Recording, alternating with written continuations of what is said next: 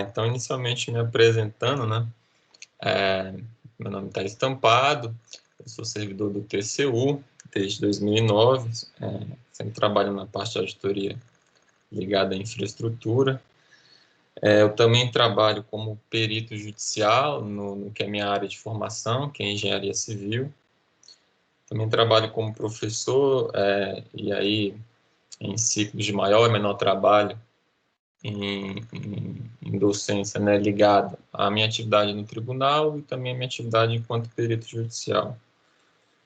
Mais recentemente, comecei a trazer publicações, né, a título de escritor, e também tenho uma atuação como mentor.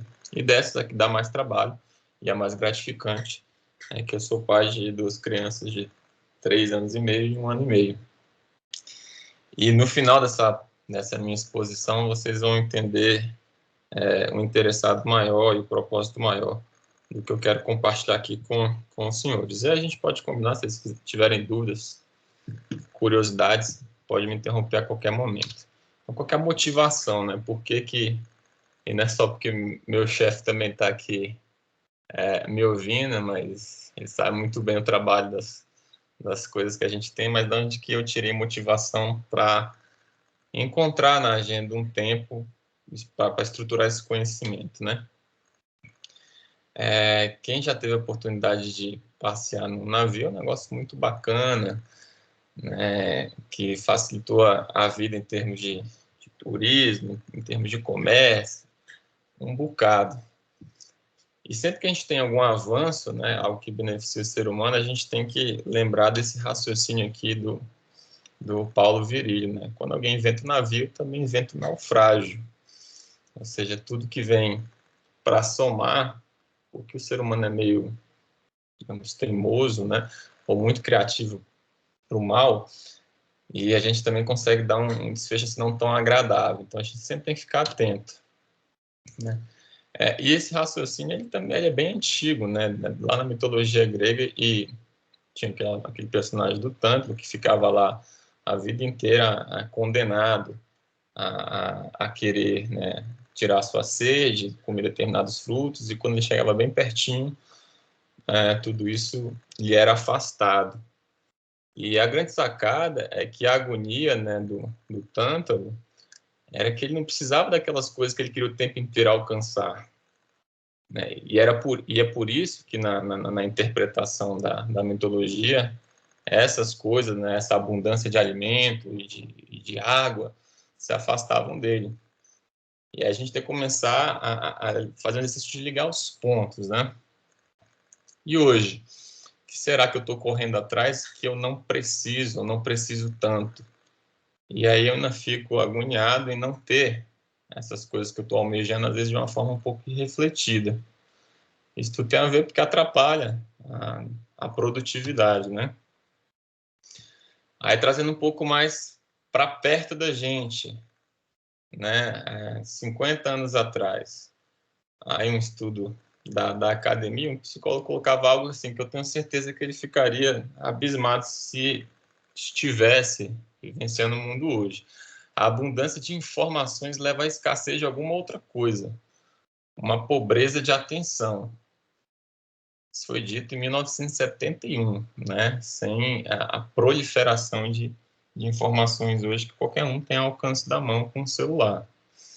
Então, assim, é meio que um paradoxo, porque a primeira intuição seria, bem, eu tenho tudo que eu preciso para produzir muito, mas a partir de um determinado limite, essa abundância de tudo que você precisa, ela começa a atuar contra você. Você precisa aprender, e aí é tentativa e erro, a escolher as coisas de uma forma ótima, né? E aí, nesse bate e volta no tempo, eu vou mais uma vez ao passado, né?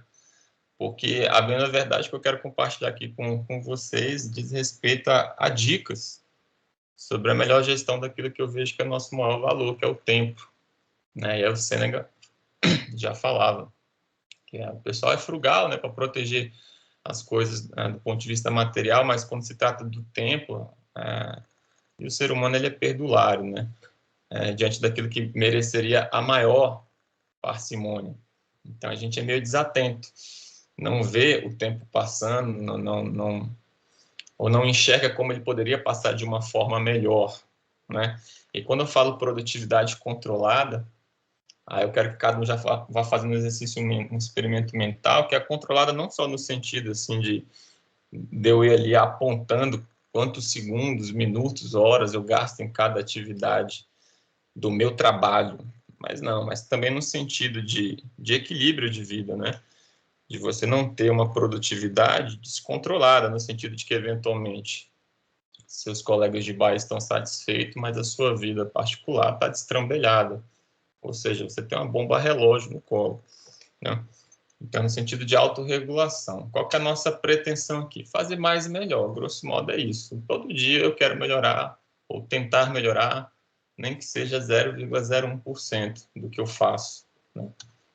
Tá. Qual que é a provocação? E eu coloco aqui a provocação com N, não sendo algo sequencial, porque a todo instante a gente tem que se permitir uma provocação, né? Algo que atrapalha demais a nossa produtividade diante dessa abundância de informações, especialmente diante do contexto da pandemia, né, que nos colocou em nossas casas, e assim é um pouquinho mais permissivos em relação à distração, porque imagina, uma coisa é seu ambiente de trabalho, que você poderia pegar o celular toda hora, e as pessoas poderiam lhe repreender com algum olhar, ou mesmo querendo conversar contigo. Outra coisa é quando essas pessoas querem conversar com você, chamam você numa reunião online e seu celular continua ali, né? Um pouco mais camuflado pelo contexto da pandemia. E aí, parte desse experimento mental é pensar nos momentos, cada um puxar pela memória, qual foi a última vez que eu estava realmente distraído? O que estava acontecendo imediatamente antes? Para vocês testarem se faz sentido isso que eu estou colocando aqui. Que a distração é basicamente um jeito da gente fugir de algum desconforto. Ninguém tende a partir para alguma distração quando está felizão, fazendo alguma coisa ou super engajado, né? Então, aí, decorrente disso, a gente pode, nesse experimento mental, ter algumas situações um tanto angustiantes, né? Mas a provocação, ela persiste, dizendo que, olha, uma mente não treinada, ela não gosta de ficar sozinha consigo mesma. E, de repente, admitir que, pô, eu estava numa reunião de trabalho, meu celular apitou, eu virei o olho para o lado, e foi porque a reunião estava chata, estava um desconforto danado, não estava produzindo, não estava no ritmo que eu queria, e eu fugi dali de uma certa forma, né? Se meus colegas pudessem ver a minha atenção visualmente andando, eles iam ver naquela hora ela mergulhando no celular. Ou no plano pessoal, quando eu tenho filhos pequenos, né? Eu posso falar isso porque todo dia é uma baita escola para mim, né? Quando os meninos estão ali um pouco mais desafiadores e lá no íntimo, de repente, você simplesmente se congratula, assim, não, tem uma mensagem aqui do celular, deixa eu ver. E aí você aumenta o ônus da esposa de contornar uma dada birra. Eu estou fugindo de um desconforto. E aí, tempos depois, você para, revisita essa experiência e não é uma situação assim confortável admitir isso, mas ela é educativa. Tá, e aqui vem a parte que mais importa. O que eu vou testar, então, para usar a parte que importa dessa abundância melhor, a produzir mais, ou para pelo menos ter a consciência tranquila no final do dia de que você, seja o perfil de trabalho que você tem grandes blocos de desafio, ou um monte de coisinha para fazer, mas você tem aquela percepção, cara, hoje rendeu, né? Algo que parece tão difícil nos dias de hoje. Primeira coisa, né? A gente tem que ter a ideia clara de que é muito importante escolher corretamente o que fazer e também o que não fazer. E aí o evento recente de um atleta de alto desempenho, né, que deixou claro aquilo que não faz parte da dieta, da rotina, né, ou do exemplo que ele quer levar. Algo que seria até intuitivo, né, já que o cara tem 35 anos e ainda compete em alto nível. Na verdade, seria surpreendente se ele consumisse o item, né? E aí é só uma questão de coerência dele. Tá, mas eu não sou atleta de alto desempenho, esse exemplo está muito distante de mim. Mas aí 100% dos que vão me ouvir hoje e daqui a 1000 anos vão saber o que foi, o que é hoje um celular. Aí já é uma tentação ou um problema ao alcance de todo mundo. E aqui começa o compartilhamento de informações assim que não são tão intuitivas, né? Mas assim, nós somos basicamente uma máquina que gasta energia para produzir as coisas, né? Então a gente escolhe o tempo inteiro o que vai fazer. E o curioso é que quando você tem um celular perto de você, a gente gasta energia para poder ignorá-lo. Ou seja, deixar o celular perto da gente diminui a energia, a margem assim, de adenosina mesmo, né, de espaço mental que a gente teria para fazer aquilo que a gente tinha se predisposto a fazer em primeiro plano. O que eu posso fazer para reagir a isso? A tentar afastar o celular de mim, né, tanto fisicamente como sonoramente, né? Porque se ele ficar lá na cozinha, mas apitando o tempo inteiro, fica um desafio, porque aí eu vou começar a ficar imaginando quem poderia ser, tendo em vista os últimos e-mails que eu recebi, as ligações que eu não pude atender, e isso tudo consome energia. E se consome energia, chega uma hora no dia que você não tem mais energia para dar, você vai precisar desmaiar, dormir, e vem aquela sensação de que você não teve um dia produtivo. Assim, e aí eu imagino que essa imagem não seja, para muitos, um exagero, porque esse exercício de vou trabalhar e botar o celular num lugar menos prestigiado da sua atenção, ele não é fácil por diversos motivos. Mas o que está aqui é para a gente testar. Uma outra coisa que a gente precisa, e aí cada um dentro da sua realidade, do seu contexto de vida, né, testar. Imagine não, a vida de todo mundo, né, pode ser desenhada em torno de 3 esferas de atuação. A gente com a gente mesmo, as nossas relações com as outras pessoas, né, com quem a gente é casado, nossas amizades, nossa família, e o nosso trabalho. E aí cada um tem que se perguntar qual que é a qualidade do tempo que a gente tem em cada uma dessas áreas.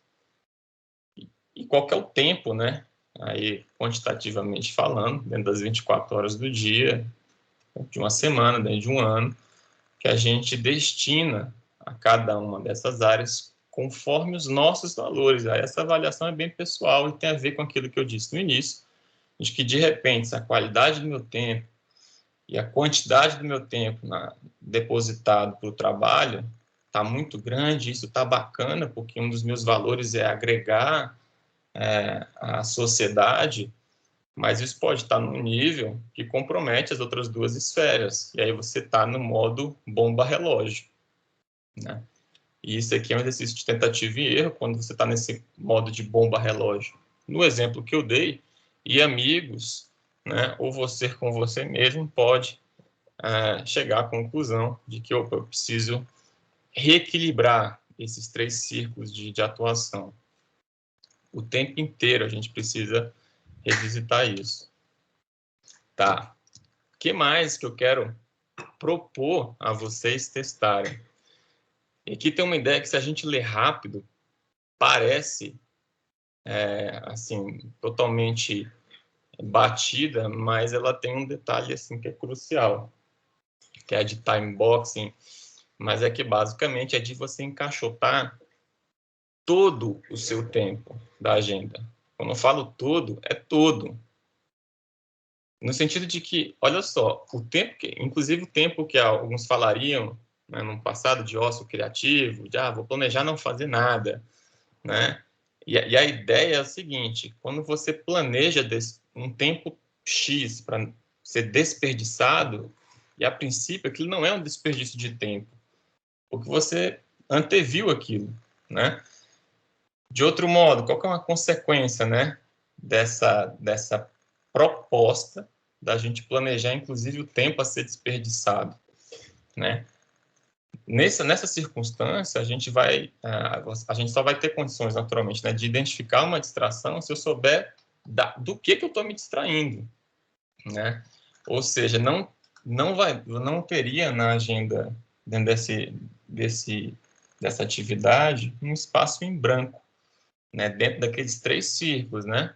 A gente com a gente mesmo, nossas relações no trabalho, dentro das tentações que tem em relação a perder a atenção, e nossa agenda não teria um espaço em branco. Ah, Rafael, mas isso é muito complicado, porque tem um monte de coisinha que acontece no meu dia, e aí eu teria que incorrer num microgerenciamento por conta disso. Talvez isso já seja um sintoma de que você não está com a melhor alocação do seu tempo, né? O nível de esforço que cada um vai ter que passar para distribuir as atividades, né, produtivas e aquelas não produtivas, mas planejadas para tanto, é essencial assim, para um exercício de autoconhecimento, né? Dá um exemplo prático. Hoje eu poderia ter o hábito que eu mesmo estou aplicando, né, de não tentar, toda vez que eu pego o celular e checar alguma mídia social, também jogar um pouquinho de um joguinho. Que aí, no somatório do dia, aquilo entrou na minha vida várias vezes, quase nunca agregando nada, né? E o pior, e aqui que está a ideia com o substrato, né, acadêmico da coisa, toda vez que você permite essas microatividades, no caso, microdistrações não planejadas entrarem na sua agenda, você aumenta o custo energético para retomar o que você estava fazendo. Então, assim, é muito melhor eu ter 30 minutos no meu dia, né, planejados para eu ficar de bobeira, do que 15 minutos que eu tenha ficado de bobeira ao longo de várias atividades que foram interrompidas. Porque todas essas atividades que foram interrompidas, com microbobeiras, vamos colocar assim, elas foram prejudicadas em relação ao tempo e o consumo de energia até você voltar àquele estado de plena atenção. O que mais que eu posso fazer, né? Aqui tem um exercício um pouco mais elaborado, né, que depende muito de cada caso concreto. A referência aí é um jogo de videogame, né, que é de tentar ressignificar o trabalho da gente, né, como uma diversão. E aí alguém pode pular da cadeira quando ouve isso, mas aí eu coloco um complemento aqui, pelo menos como um jogo de videogame difícil, né? E aí, se você tem a dificuldade de imaginar algum prazer, alguma atração por um desafio, aí a questão é um pouco mais profunda, né? Mas, basicamente, num jogo de videogame, a gente fica irritado algumas vezes quando não consegue progredir, mas, no final das contas, a gente persiste naquilo porque enquadra aquela experiência como uma diversão, né? E aí você tenta ver o que você está errando, o que o pessoal, pode ser os adversários do jogo, ou mesmo outros parceiros no jogo online, não estão reparando, o que você mesmo, às vezes, não está atento. E aí tem digamos, a lógica por trás disso, né, que muitas vezes a gente não entra numa produtividade um pouco mais enriquecedora, ou rapidamente se distrai porque está entediado. Né? E uma das curas para o tédio é a curiosidade. Então, se você não tem essa postura curiosa diante daquilo que você faz, as coisas ficam um pouco mais difíceis, né? Tem uma inércia maior a romper. E o consolo é que para a curiosidade não teria cura, né? O que mais que a gente pode testar? Sendo bem prático, recebi um e-mail. Primeira coisa que eu me pergunto se no e-mail isso não está tão claro. Quanto tempo essa pessoa pode esperar para ler a resposta? E aí, claro, tem algumas mensagens, alguns e-mails que a gente recebe que são autoexplicativos. Gostaria que você revisasse até amanhã. Vou publicar isso na quarta. Né? Em outros casos, quando isso não está claro, vale a pena entrar em contato com a pessoa, para não ficar igual a senhora aí da imagem, né? Depois de um dia inteiro de trabalho, respondendo ali e-mails no modo, digamos assim, de atenção mais precária. E uma outra coisa que também tem assim muitos estudos indicando, que é um exercício que eu sei que é bem difícil, é que lidar com os e-mails em lotes, e não várias vezes ao dia, é melhor. O que eu quero dizer com isso? Se a gente lá naquela ideia do time boxing, né, de ter toda a agenda preenchida, a gente ter, por exemplo, janelinhas com 10, 15 minutos, falando, esses 15 minutos eu vou responder os e-mails. Essa abordagem, ela tem um desempenho energética, uma eficiência maior do que a abordagem de que eu fico aqui fazendo alguma coisa, os e-mails vão chegando e aí eu vou avaliando na hora se eu preciso responder na hora, se eu respondo depois. Porque nesse segundo formato, você acaba respondendo outros e-mails, porque você já vai se auto-justificar, não, já estou embalado, e aí você incorre naquilo que eu expliquei anteriormente, você aumenta, né, o desperdício de energia na questão da retomada. Você estava fazendo antes, daqui que você pega o fio da meada de novo, e tem todo um tempo jogado no lixo, literalmente. O que mais que a gente pode testar? Informar, né, ainda mais no mundo, né, de reuniões online de hoje, quando que você planeja ficar indisponível. E aí esse esquema de fechar a agenda, né, de novo, é para aqueles 3 ciclos, né, da experiência nossa aqui, né, que é o ciclo você com você mesma. Eu tenho, sei lá, vou fazer um esporte, você marca lá na sua agenda, que seu chefe vê que você tem um compromisso pessoal, naturalmente não precisando entrar em tantos detalhes. Se você tem alguma coisa relativa aos seus relacionamentos, algum compromisso familiar, você já sinaliza nessa agenda. Ou se simplesmente você tem alguma outra forma de trabalho que não uma reunião. Isso também precisa ser sinalizado, né? E aí eu confesso que eu já fiz isso, já coloquei, o dia tal eu preciso sentar, parar, pensar e escrever. E eu vou ficar feliz se eu conseguir pelo menos 2 horas ali não sendo interrompidos. Então eu criei um compromisso comigo mesmo e estava sinalizado para quem quisesse, né, disputar um espaço na agenda, opa, ali ele já tem um compromisso, né? Porque do contrário, e isso também é do ser humano, a gente tende a consumir de uma forma ineficiente aquilo que a gente acha que é infinito, né? Então, enquanto alguém vê um espaço, né, um buraco na sua agenda, acha que aquele buraco é um leilão que você pode ir lá e simplesmente dar um lance e a pessoa concorda, ou tende muito, está extremamente propensa a concordar, porque não tem outra coisa prevista, né?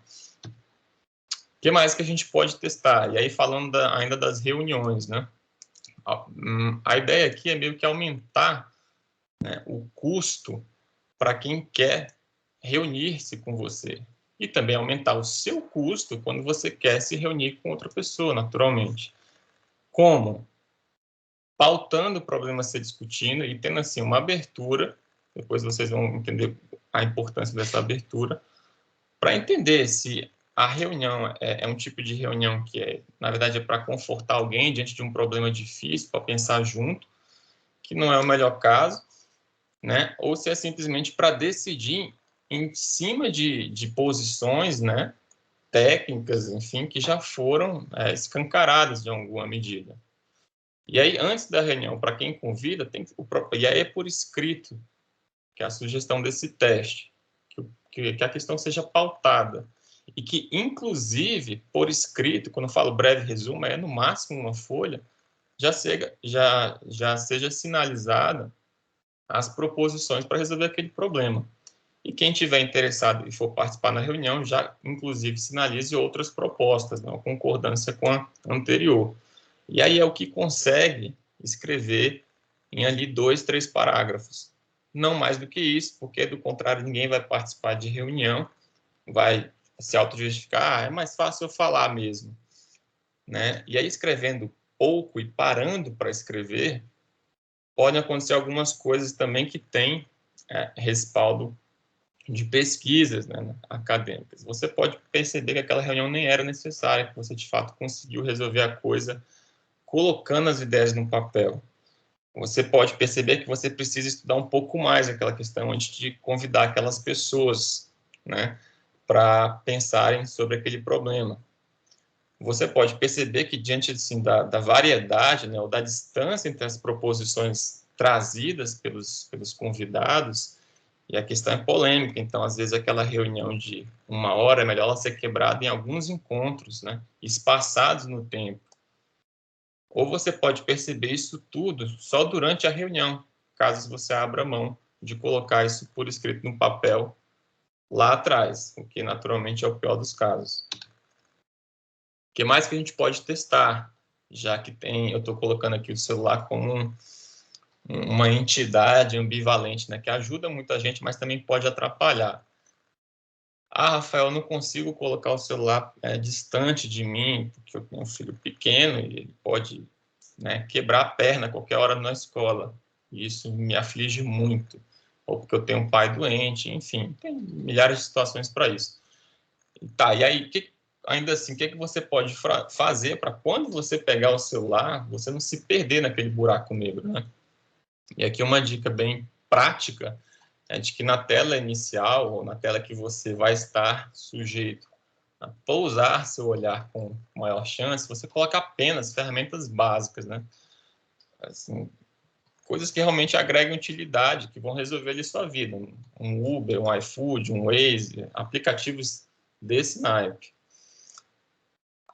Bem pertinho disso, quando eu falo bem pertinho disso, na segunda tela ou ainda na primeira, né, aplicativos, né, que se encaixariam em aspirações, que são coisas úteis que você gostaria de fazer e você vai deixar um tempo para elas, naquela ideia do time boxing, mas é um tempo, digamos assim, super valioso para você.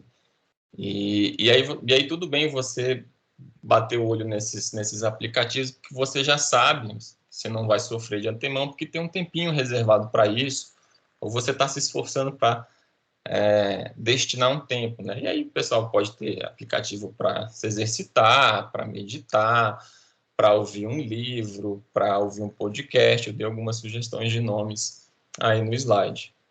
Aí o que é mais importante, né? E aí dentro daquela ideia do que é importante a gente saber o que fazer e o que não fazer, você vai ter os aplicativos caça-níqueis, né?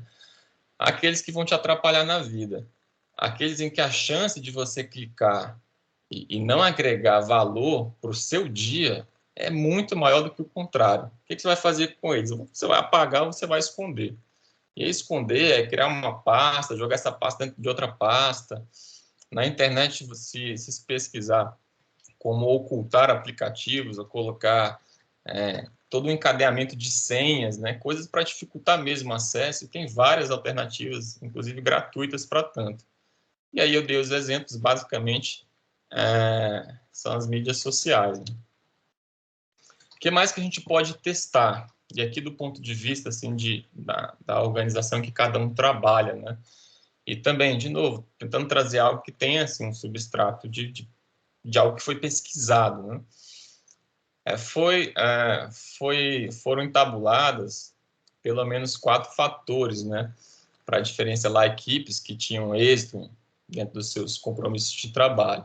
As variáveis principais giravam em torno, né, de confiabilidade, né, clareza, senso de propósito, impacto no trabalho. Mas a que teve, né, o maior peso para explicar equipes de sucesso foi o que os pesquisadores, em um dado estudo, chamaram de segurança psicológica. Mas o que vem a ser segurança psicológica? Meu chefe me assedia? Não nesse nível, é algo mais sutil, né? Mas seria um contexto de trabalho em que todo mundo, independente da posição, fosse estimulado a participar, né? Não só para validar as coisas que estão dando certo, mas especialmente para criticar as coisas que estão dando errado.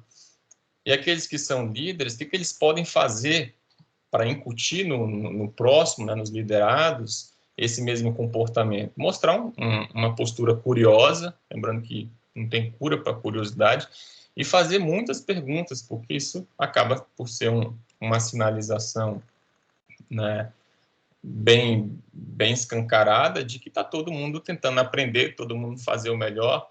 E do contrário, basta imaginar, se você sempre vai para reuniões com colegas, digamos, mesmo nível hierárquico, e vez ou outra você é convidado para uma reunião com o chefe do seu chefe, e esse cara nunca pergunta nada, tem aquela postura soturna, e isso tende a inibir os demais em relação a uma participação assim, mais questionadora.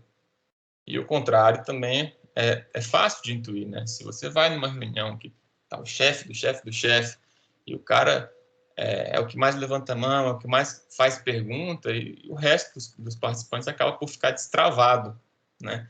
E esse destravamento nas variáveis que estão aí postas nesse slide, é o que mais contribui para equipes de sucesso.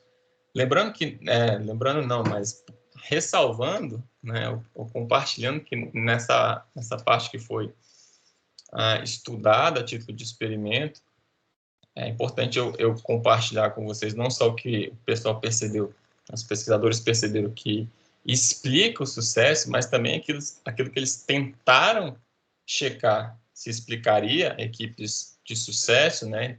E por sucesso, equipes que produzem, que entregam no tempo algo de alta qualidade. Eles testaram assim, combinações acadêmicas. Não, vamos colocar aqui um PhD de matemática com PhD de relacionamento interpessoal, né, dentro da titulação da coisa. E essa combinação, digamos assim, de hard skills por si só, não era algo que, pelo menos estatisticamente falando, contribuía para o êxito das equipes. O que mais que a gente pode testar? Hoje a gente tem, de uma forma bem sedimentada, né, que é a questão de multitarefas, você prestar igual atenção a atividades complexas, né, ou minimamente desafiadoras, ela não existe no nosso cérebro, não consegue olhar para dois lados como um camaleão faz. Mas tem uma outra coisa chamada tarefas multicanal, que é quando você tem necessariamente uma de menor relevância. E aí que alguns exemplos práticos, né, que podem contribuir nos 3 círculos, no círculo você com você mesmo, nas nossas relações e no nosso trabalho. Né? Você está preparando uma refeição e conversando com os amigos, limpando a casa e ouvindo aquele áudiozão do WhatsApp, né, que pode ser inclusive do trabalho, fazendo uma longa caminhada, e aí você aproveita para ligar para um grande amigo, tem muito tempo que você não fala com ele, né? Ouvir um audiobook de não ficção enquanto você está no transporte. Eu já testei isso aqui num nível um pouco mais além, no sentido de tentar ouvir um audiobook de ficção enquanto eu dirigia e quebrei a janela do carro. Então, realmente, assim, para mim foi extremamente claro o porquê da importância desse não ficção. E tem estudos para isso. Nosso cérebro, naturalmente, precisa gastar mais energia para ficar imaginando as coisas que estão acontecendo. A gente mergulha mais na história. E se a gente está mais num lugar, a gente está menos em outro. O que mais que a gente pode fazer para ter uma produtividade controlada, no sentido daquela que agrega mais valor? Isso que talvez seja a mais importante, né? Que é tentar ensinar esse reforço no compromisso, que é, por exemplo, você vira para o lado e fala para a esposa, ou para um amigo, ou para o pai, para a mãe, para alguém com quem você interage e tem abertura contigo. Até final do ano eu vou fazer isso. E, eventualmente, você está sujeito àquela pessoa perguntar, e aquele seu projeto, como é que está? E se você consegue antever um certo desgosto em ter que dar uma desculpa lá na frente, psicologicamente você aumenta a chance de você conseguir, de fato, fazer aquela entrega. E foi isso que eu fiz. Um colega que eu respeito muito no trabalho, que pesquisa muitas coisas para a gente tentar aumentar a nossa produtividade, recomendou um livro. Por conta da credibilidade que eu deposito nesse colega, eu prontamente comecei a ler esse livro. As ideias que eu estou aqui trazendo para vocês são extraídas desse livro.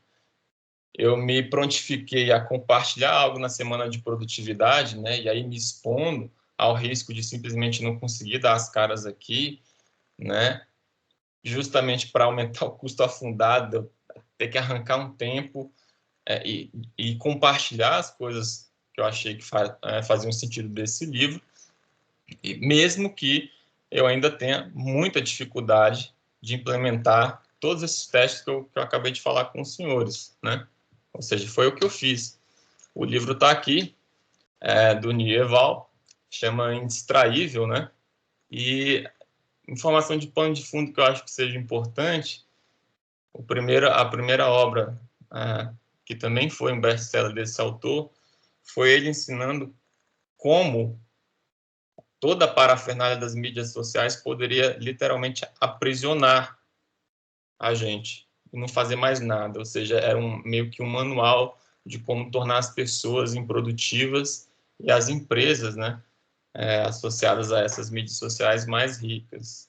E aí, meio que numa caminhada de redenção, né, em relação à primeira obra, o mesmo autor pesquisou durante 5 anos o que fazer para tentar aproveitar essas mídias sociais de uma forma útil, né, mas manter-se indistraível, e aí não só na esfera de trabalho, que foi que eu compartilhei aqui com vocês, mas também na esfera, né, nas interações com os nossos filhos, com os nossos parceiros e parceiras, né, com os nossos amigos, já que em qualquer instância da vida, se a gente ficar, vou usar um termo mais tranquilo aqui, mais autoexplicativo, avoado, né, distante, a gente está prejudicando, né, aquela interação.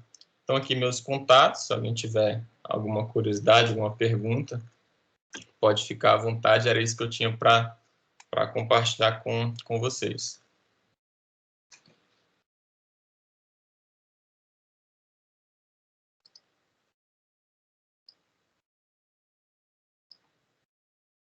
Rafa, Oi? teve uma pergunta aqui no chat se tem essa versão em português desse livro aí? Tem. É com o mesmo nome, é Indistraível. É um livro que dá para ler assim tranquilo em 2 horas, bem de linguajar bem acessível, né?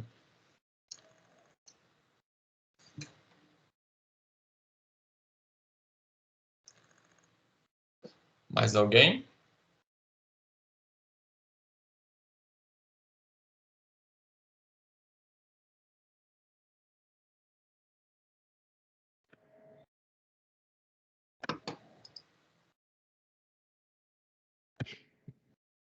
Nesse caso, vamos aproveitar o tempo que está sobrando, né?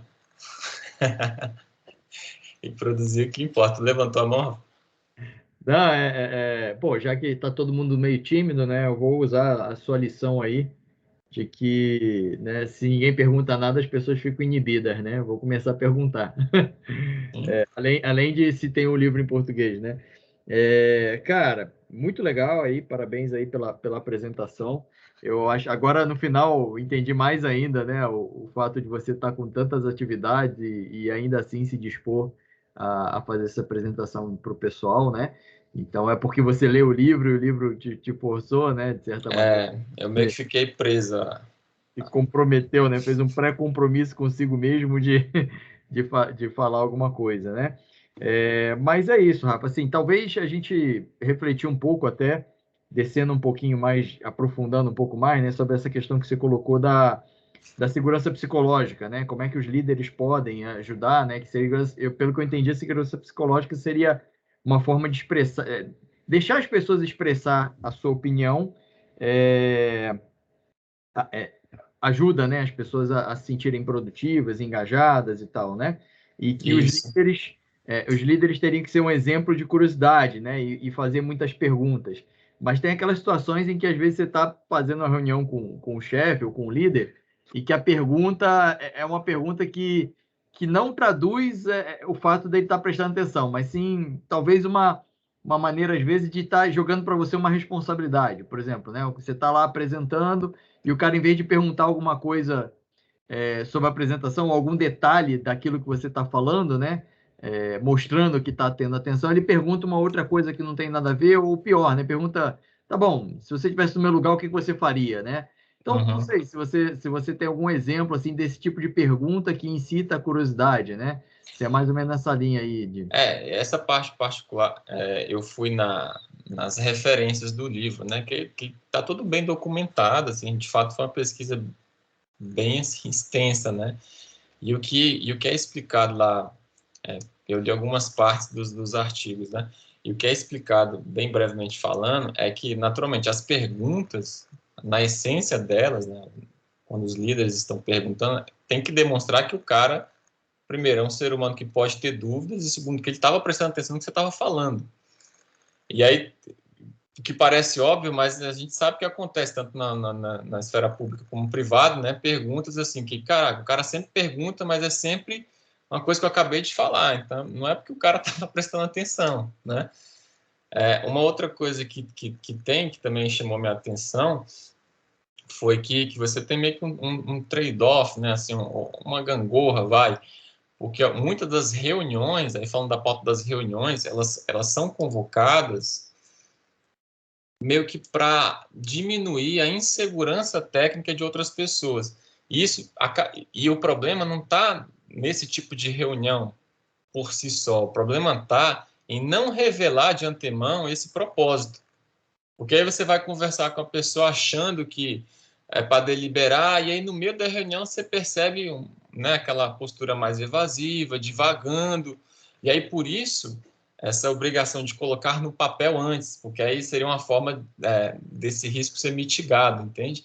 Ele dá vários exemplos lá, aí não é ele, né? Aí é um artigo de terceiro em que são dados vários exemplos nesse sentido, né? Que aí o pessoal pega uma dada empresa, um pessoal que continua lá marcando reunião sem se preocupar com isso. E um outro pessoal, grupo de controle e tal, um grupo de tratamento. Tem um grupo, né, com controle em que o pessoal vai passar por esse dever de casa de botar no papel as reuniões, o que quer falar e quais são as proposições antes da reunião. Aí acontece aquilo que eu falei, tem reunião que nem morre, né, Nath morre, não, a gente já resolveu aqui no papel, né, depois eu acabei passando só um áudio ali para ele, ficou tudo esclarecido, ou então fulano de tal não precisou mais ir na reunião, porque a ideia dele já mostrava que ele não entendia bem, e o cara ia demorar muito tempo para agregar nisso. Assim, e aí fica bem claro não, posto de uma forma super transparente no livro que todos esses exercícios, eles têm, digamos assim, um custo no curto prazo, que se a gente não tiver uma disciplina, a gente nem chega a testar eles na sua forma otimizada, ou seja, não é para esperar, né, que se ganhe na primeira tentativa. Não, você tem que minimamente se predispor a algumas tentativas. E, naturalmente, tem testes que vão funcionar para umas pessoas e não vão funcionar para outras, né? Mas o importante é você testar, do contrário, você nunca vai conseguir. E aí, tem vários exemplos, né? Aí a parte dos exemplos é onde eu acho, sinceramente, que vale a pena dar uma lida no livro, nos artigos que estão lá, porque, por exemplo, tem gente que trabalha literalmente só respondendo e-mail, por conta da atribuição do cara, né? E aí o que se faz é o quê? No momento ele fala, tá, para esse profissional, o que esse cara que está eventualmente lendo esse livro vai achar? Né? Não, tem então uma alternativa, ou pelo menos uma proposta para ele também. O cara, num primeiro momento, ele sairia pelo título do e-mail e pelo emitente do e-mail, classificando os e-mails, para depois ele conseguir alocar esses e-mails nas suas janelas de tempo. Então, ele ia colocar os e-mails menos relevantes para ele responder de noite, né? O cara já está cansado e tal. Os e-mails que vêm do chefe dele, e já com uma indicação pré-combinada de urgente, né? E aí tem, nos aplicativos tem funcionalidade para isso, o cara pode, ou então o cara pode escrever no título do e-mail, né? É urgente, responda agora, né? E aí já vai parar e responder naquele momento, né? Então, assim, a obra, ela se preocupa com essas várias, né, vamos colocar assim, particularidades de cada ocupação, né? Tem gente que trabalha muito em reunião, né? Nem e-mail, o cara é o tempo inteiro conversando com as pessoas. O que esse cara faz, né? Para diminuir, digamos, o que eu chamei aqui, né, como se fosse uma perda de carga, um desperdício energético, né? De uma reunião para outra.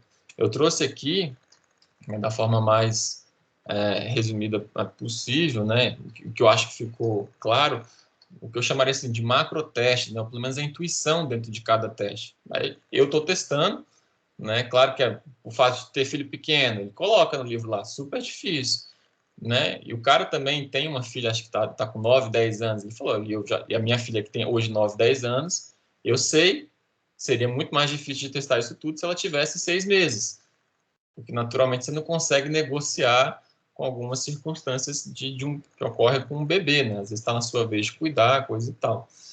E aí aquilo vai meio que esmigalhar o seu time box, né? Que o que eu achei assim curioso dessa ideia foi de você planejar o seu tempo que seria desperdiçado. E aí ele não é desperdiçado por conta disso, né? Aí algumas pessoas poderiam ficar assim, pô, mas aí eu vou ser um escravo de mim mesmo? Que vida, né, mais assim insana é essa, em que tá tudo tão amarrado. Mas aí ele dá o exemplo dele mesmo, né? Que com o tempo ele, a esposa e a filha foram, digamos assim, criando tipos de bloco para o tempo em família, né? Ah, vou ver seriado com a esposa. Quando que isso vai acontecer? A quarta-feira, de 9h30 às 10h30. Tá, mas o que mais que pode acontecer? Pô, teve 3 quartas que não deu para fazer. Não deu por quê? Não, porque toda terça tem uma reunião importante de trabalho. Então, pô, então coloca o seriado com a esposa na segunda. E aí vai dando exemplos assim bem palpáveis, sabe?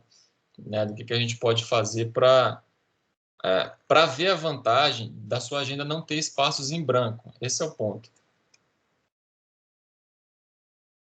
Cara, e aí aproveitando então essa questão da pandemia, você tocou aí no assunto que tem gente que o trabalho é se reunir, né? Que basicamente, por exemplo, quem lidera a equipe, né? Sim, Diretor, sim. secretário, é o tempo inteiro, né? Reunião. E aí a gente fica num dilema, né, Rafa? Porque nessa questão de pandemia, né? Que tá todo mundo à distância, a gente perdeu uma coisa que até esses dias numa reunião da CGSEC o pessoal comentou, né? Os auditores estão perdendo a conexão com a instituição, né? Aí eu fiquei refletindo sobre isso, né? O que seria conexão com a instituição, né? É aquela, né? Primeiro aquela coisa, o hábito, né? De você ir ao trabalho, de você sentar na sua baia, de você saber onde seu chefe está, né? Você ir na sala dele. O hábito do cafezinho, né? Que sempre foi uma coisa que a gente. As pessoas hoje em dia, né? Dizem, a gente, nossa, tá, esse negócio de reunião tá terrível. A gente se reúne o tempo em todo, porque na cabeça delas, né? A reunião hoje, como é via aplicativo, né? Então você tem que agendar, você tem que clicar no link. Então isso marca, né, as pessoas. Antigamente a gente também reunia muito, né? Reunia no café, né? E as pessoas não sentiam tanto peso, né? Dessa atividade quanto sentem hoje, porque o café agora, ainda que você queira fazer o café é virtual, né? Cada um na sua casa tomando o que quer, quando antes era o café. Então, assim, eu não sei o que você acha, né? Mas uma das coisas que passa pela minha cabeça, né, quando a gente propõe até algumas reuniões, é um pouco desse misto, né? Eu acho que realmente é mais honesto a gente poder chegar, não só honesto, mas assim, mais produtivo, mais racional, a gente dizer, olha, eu quero uma reunião com essa pauta assim, assim, assim, né? Fazendo time box, né? Ela vai começar a Uhum. tal hora e terminar a tal hora. Só que aí vem aquele outro lado que você falou, né? O colega curioso, né? De repente o cara numa reunião, né? Aliás, como eu estou fazendo agora, né? Estou falando demais para variar, né? Mas de repente o cara numa reunião ele quer desabafar, ele quer falar, ele quer estender um pouco mais o assunto, né? Se você entrar às vezes de sola aí, não, mas acabou o nosso tempo e tal, isso Uhum. pode causar uma frustração porque o cara não tem aquela outra oportunidade que ele tinha antes de repente te encontrar no cafezinho e conversar sobre aquilo. Então, ele tem que aproveitar aquela oportunidade da reunião, que ele conseguiu capturar a tua atenção, para poder fazer a questão relacional também, porque como você botou bem aí nas caixinhas, né? E aí aproveitando também para botar a minhoca na tua cabeça, né? O ser humano, especialmente o homem, né? Como diz aquele pastor, né? Trabalha com caixinha, né? A caixinha, aquela brincadeira da caixinha do nada que ele fala, né? Uhum. Cada uma caixinha. Então a gente bota, você tem que ter a caixinha do tempo para você, a caixinha do tempo para as suas relações, né, que seriam amigos e família, e a caixinha do tempo Isso. para o trabalho. Só que no trabalho você também tem relações, né? No trabalho Uhum. você também tem os seus amigos. Como é que essas caixinhas começam a se interconectar? Ele fala alguma coisa disso no livro? Você tem alguma ideia do que fazer para não ficar uma coisa muito robotizada, sabe, Rafa? Assim, essa é uma preocupação que eu tenho, né? Se a gente começar realmente a levar ao extremo o tal do time box, né? Daqui a pouco eu vou ter tempo para, sei lá, para ir no banheiro, daqui a pouco eu vou ter tempo para beber água. E Sim. chega Eu um fiquei, eu pouco fiquei dessa. imaginando isso, assim, quando eu tava lendo, para mim, pô, esse cara fica planejando tempo de, sei lá, de bocejar, sabe? Que coisa esquisita, assim. Aí eu pensava outras coisas, assim, né? Naquela leitura crítica, né? Pô, sério, isso deve gastar mais tempo do que o tempo ficar planejando isso tudo, né? Mas, assim, primeiro, ele fala assim, você precisa parar e olhar para os seus dias né? Porque o livro é para quem quer melhorar nisso, para quem já está agoniado, né? Acho que a maioria de nós. Ele fala, todo mundo vai estar necessariamente fazendo uma de duas coisas. Ou atividades que ele chama de tração, que são aquelas que contribuem para aquilo que você quer entregar, ou para aquilo que vai fazer você dormir melhor no final do dia.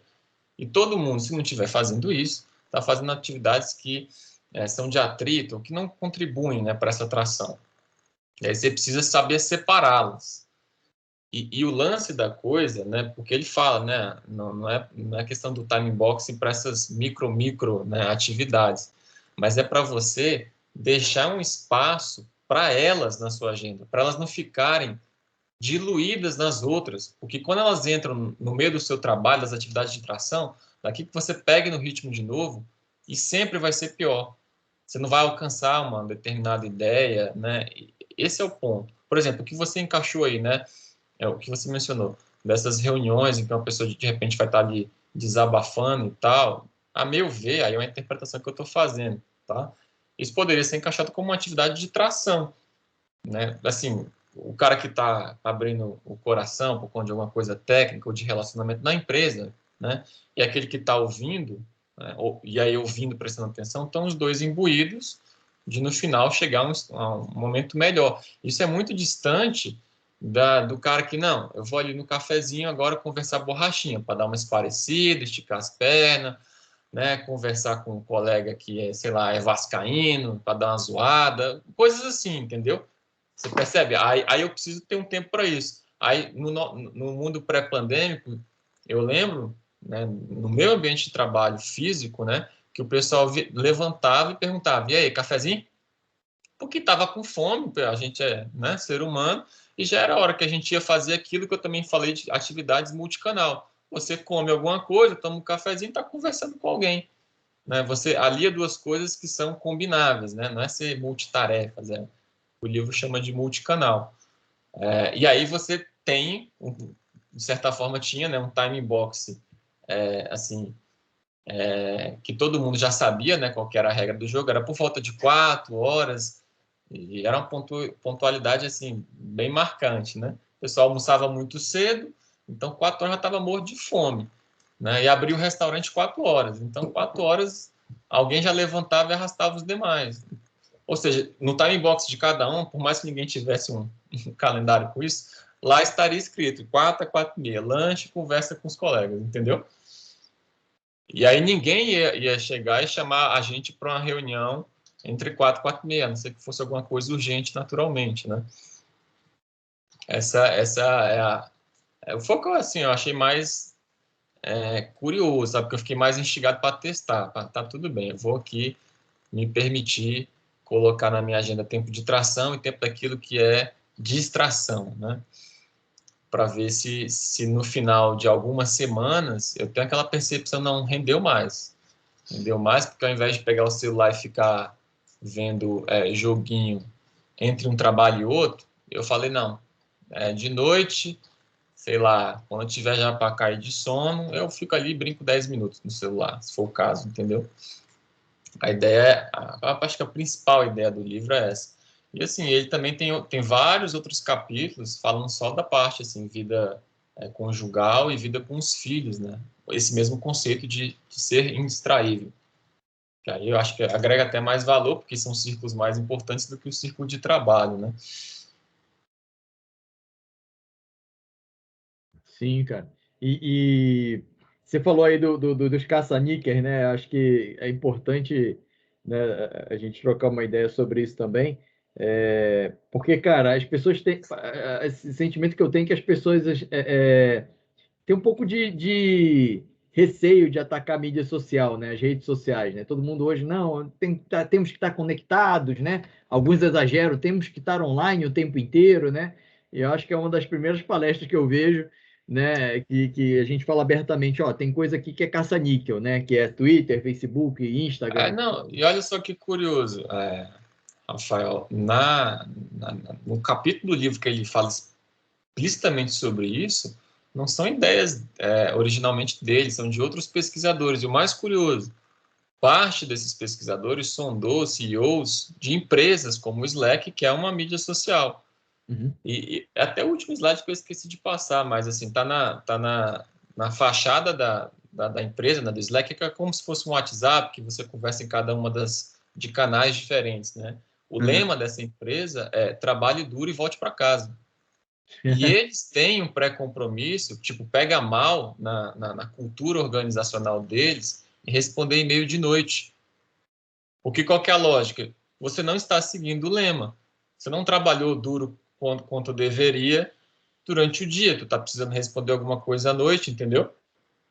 Ah, mas é porque eu estou sobrecarregado. Então você não se comunicou tempestivamente com quem deveria, porque aqui a gente não está aqui refém da insegurança psicológica. Tu entende? Então, assim, é todo um circuito de coerência que ele tem que se sustentar até o fim, senão vai ter alguma ponta solta.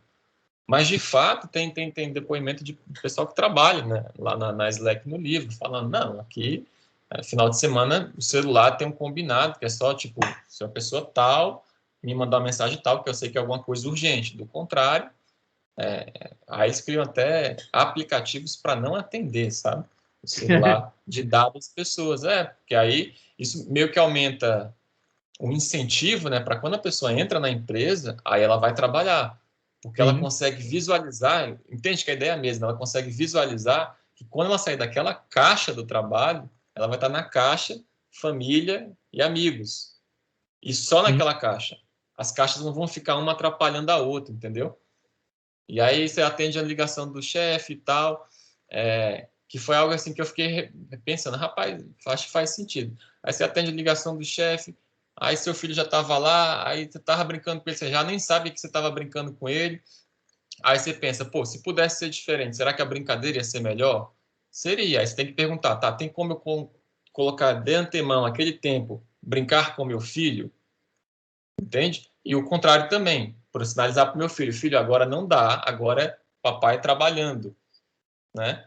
E aí a cada um dentro do seu contexto saber separar ou respeitar, né, os limites dessas caixas da melhor forma possível. E aí ele fala que deliberadamente, né, todo mundo vai errar no processo, mas a questão é de você ter atenção, né, para saber se planejar. E aí, por exemplo, ele fala muito que ele e a esposa dele meio que sabatinam um ou outro em relação ao time box, porque tem um monte de caixinha que é junta, que influencia, né? Afinal, eles moram juntos, né? Então, se tu vai buscar os meninos, eu vou ficar aqui, pô, mas a minha caixinha tava a hora que eu ia ficar de bobeira, não. Então, tu não vai ficar de bobeira, tu vai buscar. E tua bobeira vai para um horário menos nobre do dia, sabe? Essa é uma proposta que eu acho que é interessante, porque, por exemplo, todo mundo, né, de uma forma intuitiva, escrevi o que na agenda? O que ia fazer? Era só um momento de tração, né? A hora que eu vou trabalhar, a hora que eu vou fazer. E a hora que eu vou não fazer nada? Sei lá, é a hora que sobrar aí, se eu tiver energia. E aí acontece que você meio que desprestigia isso de uma forma muito ruim, aí entra naquele modo bomba relógio, onde tu vai ter um estresse maluco, porque tu não está cuidando nem de você, e você aumenta a chance de, ao menor sinal de desconforto, durante a tração, durante o trabalho, você pegar o celular para ver alguma besteira, sabe? Você abrir uma outra abinha no Internet Explorer, ou no seu navegador, né? Tô fazendo propaganda aqui do pior navegador de todos. Você entra num navegador qualquer e abre lá um site de notícias, entendeu? Porque o menor sinal de desconforto, porque você não cuidou, não deu algum nível de atenção também para o seu momento de distração, né? Não tem um box para ele separado. Pra você ter ideia, tem capítulo do livro que fala isso, como fugir do gatilho de abrir milhares de janelinhas no navegador. Na hora eu estava olhando para minha janelinha e falei, cara, é exatamente o que eu tenho aqui. 10 Sim, janelas. né? Se fosse 10, estava bom. Né? Mas, assim, é bem palpável, especialmente no mundo pandêmico, né? Está todo mundo trabalhando online, porque, assim, você rapidamente está na situação do livro. Você concordar ou não, a meu ver, depende do teste. É que nem dançar, sabe? Você não vai aprender a dançar só me ouvindo, só vendo vídeo no YouTube. Tem que Tu tem que praticar. chegar lá e testar, pô. Às vezes eu não consigo fazer esse movimento porque meu joelho dói. Tudo bem. Então, esse estilo de dança não dá para você, mas um outro estilo aqui mais cadenciado pode ser um dos exercícios aí que eu compartilhei com vocês. E comigo também, né? Aumentando meu constrangimento de de ignorar isso tudo. É um teste, né, cara? Não, realmente, e você falou da janelinha, né? Os aplicativos, né? Se eu não me engano, aquele documentário, acho que rede social, eu não lembro o nome agora. Dilema das redes, né? Esse E documentário que está na Netflix, né? Ele traz uma mensagem final que é bem interessante, que é aquele negócio é como que as redes são programadas deliberadamente para capturar a tua atenção, né? E um dos principais métodos é por meio dos alertas, né? Como é que eles é, chamam? As notificações, né? isso. Fica lá. E uma das principais obras que assim, que é substrato dos executivos, do pessoal de criação dessas Facebook, essas empresas todas, é o primeiro livro desse autor de Indistraível, que o livro Uhum, dele era engajado. Era aham, mostrando como as pessoas se engajarem. Aí ele tem um discurso meio que nem os físicos que criaram que deram condições, né, para a criação da bomba atômica, falando, não, eu escrevi um livro sobre engajado, pensando que as pessoas iam se engajar em coisas úteis, né, não que eu pegar a minha ideia, né, e deturpar para nego ficar engajado, né, em coisa que não é de tração. Aí ele meio que aí fala no exercício de redenção, né, deixa aham. eu equilibrar minha contribuição para a humanidade. Se eu expliquei como engajar e vocês querem deturpar ou colocar um engajamento precário, deixa eu também mostrar como é que vocês podem fazer, consta exatamente isso, para escapar dos gatilhos e armadilhas que eu ensinei no meu primeiro livro. É nesse naipe, entendeu? E aí, eu acho que é mais útil ler o segundo livro, né? Eu não tenho nem Aí, intenção agora de ler o primeiro, né? O legal. negócio é meio que excludente. Sim, sim, sim. Pô, beleza, Rafa. Valeu, obrigado aí, cara. Eu que agradeço. Bom, excelente. É, Abraço. abraço, Pedro. Se não tiver mais nenhuma pergunta, acho que é isso, tá? A gravação tá sendo feita. Ah, beleza. Eu só vou pedir para o outro Rafael e para os demais participantes para registrarem a presença no link que eu enviei e também para avaliar a ação, ok? Ok, vou entrar aqui. Tem a senha aqui, né? Isso. Aí é só inserir a senha que eu mandei junto. Tudo bem? Valeu, obrigado, cara. Até mais, Pedro. Tchau, gente. Muito obrigado, Rafael. Nada, eu que agradeço. Um abraço, gente. Tchau, Abraço. tchau. Coração.